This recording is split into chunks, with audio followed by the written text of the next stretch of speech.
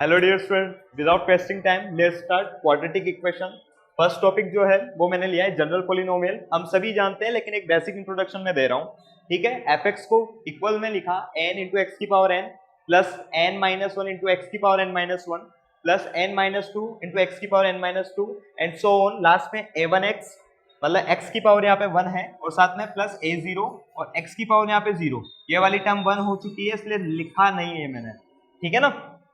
साथ में इसकी बात करें तो ये जितने भी कोफिशिएंट है n n minus one n minus two a one a zero, जो मैंने नीचे भी लिखी हुई है नेक्स्ट लाइन में, वो सभी एलिमेंट है रियल नंबर्स के। मतलब ये सभी आर से बिलोंग करते हैं, रियल नंबर्स होते हैं। ठीक है। और ए एन कभी भी जीरो के बराबर नहीं होगा। क्यों नहीं होगा? खुद देखो, अगर एन जीरो के बराबर हो जाएगा तो ये एन डिग्री का नहीं होगा। इसको क्या कहते हैं? एन डिग्री जनरल पॉलिनोमियल बोलते हैं। मैं लिख दूंगा अभी। और जहां पे n is belongs to whole numbers, यानी कि हम सभी होल नंबर से यहाँ पे n को बिलोंग्स कर रहे हैं। ठीक है। उसके बाद इसको क्या बोलते हैं? n degree general polynomial. ठीक है मेरे बच्चों, मुझे पता है आप सभी को ये आता है लेकिन एक बेसिक इंट्रोडक्शन लेना जरूरी होता है। ठीक है। एक नोट के थ्रू पे मैं लिखवा रहा हूँ कि क्या, कि अगर मान लीजिए a0 a1 a2 and an is element of c यानी कॉम्प्लेक्स नंबर। याद है? रिमेंबर? तो C क्या होता है? Complex number. मैंने यहाँ पहले बोला है कि अगर एलिमेंट ऑफ R हो, रियल नंबर हो, तो ये n डिग्री पॉलिनोमियल कहलाता है, मतलब n घात का बहुपद कहलाता है। दिख रहा है सबको? ठीक है। फिर वो n कुछ भी हो सकता है, होल नंबर से अपन उसको ले रहे हैं। लेकिन अगर बात करें कि अगर ये सभी कॉम्प्लेक्स नंबर से ले रहे हैं अपन, तो फिर उसको कहते हैं कॉम्प्लेक्स कोफिशिएंट पॉलिनोमियल। क्लियर है? नोट डाउन करो। आगे बढ़ते हैं डियर स्टूडेंट्स, क्वाड्रेटिक पॉलिनोमियल्स की बात करते हैं अपन। तो मैंने लिखा है f x equals to y and x square plus b x plus c. हम सभी जानते हैं क्वाड्रेटिक पॉलिनोमियल होता है ये। ठीक है, x square plus b x plus c, जहां पे a does not equals to zero. ठीक है, a कभी भी जीरो के बराबर में नहीं होगा। a and b and c is element of r, ये सभी रियल नंबर्स होंगे। ठीक। साथ ही साथ यहाँ पे जो ये a होता है इसको बोलते हैं लीडिंग कोफिशिएंट। इसको बोलते हैं। और जो c होता है इसको कांस्टेंट टर्म बोलते हैं। c को क्या बोलते हैं? Constant term. ठीक है। एक चीज में को जो आपको इंट्रोड्यूस करानी है वो है, अगर इसको अगर मैं जीरो कर देता हूं, अपन बात कर रहे हैं कि a जीरो नहीं हो सकता, लेकिन अगर a जीरो में कर देता हूं तो देखो यहां से a की जगह जीरो पुट करूंगा तो zero into x square zero हो जाएगा and b x plus c. Direct मुझे क्या बचेगा? केवल मेरे पास जो y की फॉर्म आएगी वो y equals to only b x plus c रह जाएगा।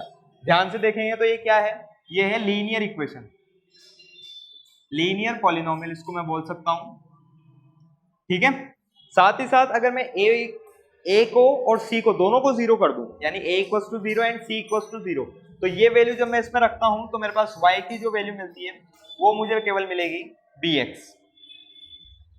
ठीक। इसका भी एक अलग से नाम होता है, इसको बोलते हैं ओड लीनियर पॉलिनोमियल। ठीक है डियर स्टूडेंट्स, नोट डाउन करो फटाफट। तो लेट्स आगे बढ़ते हैं, क्वाड्रेटिक इक्वेशन की बात करते हैं जो अपना मेन टॉपिक है। क्वाड्रेटिक इक्वेशन, अभी अपन ने क्वाड्रेटिक पॉलिनोमियल देखा था, सेम वही x square plus b x plus c equals to zero.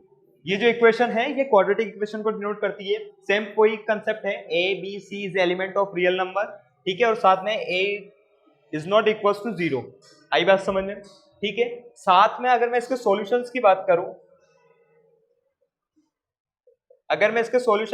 करूं, तो there are many methods to solve the quadratic equation. वो चाहे फैक्टराइजेशन हो गया, चाहे श्रीधर आचार्य फॉर्मूला से हो गया, या फिर कंप्लीट स्क्वायर रूट बना के हो गया। ठीक है। तो नॉर्मल जो अपन यूज करते हैं वो 10th क्लास में अपन सब पढ़कर आए, तो फैक्टर करना सबको आते हैं, अपन उस फॉर्मूले से भी कर सकते हैं। लेकिन डायरेक्ट में अगर फॉर्मूला लिखूं श्रीधर आचार्य फॉर्मूला में डायरेक्ट लिखता हूं तो वो होता है x equals to minus b plus minus b square minus 4ac under root and 2a। ठीक है। ये श्रीधराचार्य फॉर्मूला से मैंने डायरेक्ट लिखा है इसको। तो आप देख सकते हैं यहाँ पे b की जगह ये रहा a b c, ये सभी कोफिशिएंट है। ठीक है। यहाँ पे कोई ना कोई 1 2 3 लाइक नंबर होंगे। यहाँ पे जो बी स्क्वायर माइनस 4ac है, इसको अलग से जब अपन लिखते हैं तो ये कहलाता है, इसको डिनोट करते हैं कैपिटल डी से। और कैपिटल डी से क्यों? क्योंकि इसे बोलते हैं डिस्क्रिमिनेट। ठीक है, यानी विविक्त कर। ये अपने को प्रॉपर्टीज ऑफ रूट्स जब अपन पढ़ेंगे तो भी इसको बहुत ध्यान से डीपली अपन अच्छी तरह गहराई में जाके इसको नोटिस करेंगे, तब अपन उसको अच्छी तरीके से पढ़ेंगे। तो एक बार केवल यहाँ पे डिस्क्रिमिनेट हमें ये याद रखना है कि इसको डिस्क्रिमिनेट कहा जाता है। और नेक्स्ट रूल अगर मैं आपको लिखाऊं तो यहाँ पे जो चूंकि इसकी जो डिग्री है वो 2 होती है, तो अगर इसके जीरोस की बात करेंगे तो नंबर ऑफ अगर जीरोस में लिखना है तो वो होंगे 2। ठीक है, तो उस 2 को इसके दो जीरोस होते हैं वो होते हैं अल्फा एंड बीटा। ठीक है, सब 10th क्लास में अपन पढ़कर आए हैं, मैं वापस से एक क्विक रिवीजन ले रहा हूं आपका। ठीक, जो फर्स्ट रूल होता है वो होता है अल्फा प्लस बीटा, वो होता है माइनस बी बाय ए, यानी coefficient of x bye coefficient of x square. ठीक है, सेकंड जो होता है वो होता है अल्फा इंटू बीटा, वो होता है सी बाय ए, यानी constant term by coefficient of x square. ठीक, साथ ही साथ आप थर्ड वाली टर्म को भी रिमेंबर करेंगे कि अल्फा माइनस बीटा, हम याद रखना एडिशन आपको आता है, मल्टीप्लिकेशन आपको आता है, सब्सट्रैक्शन भी आपको याद रखना है, वेरी इंपॉर्टेंट है। ठीक है, डायरेक्ट क्वेश्चन में पूछा गया है मेंस में, इसलिए मैं कह रहा हूं अल्फा माइनस बीटा जो कि होता है अंडर रूट डी बाई ए। ठीक है, ये 3 कंसेप्ट आपको याद रखने हैं, इनके बेसिस पे भी अभी अपन बहुत सारे क्वेश्चन सॉल्व करने वाले हैं।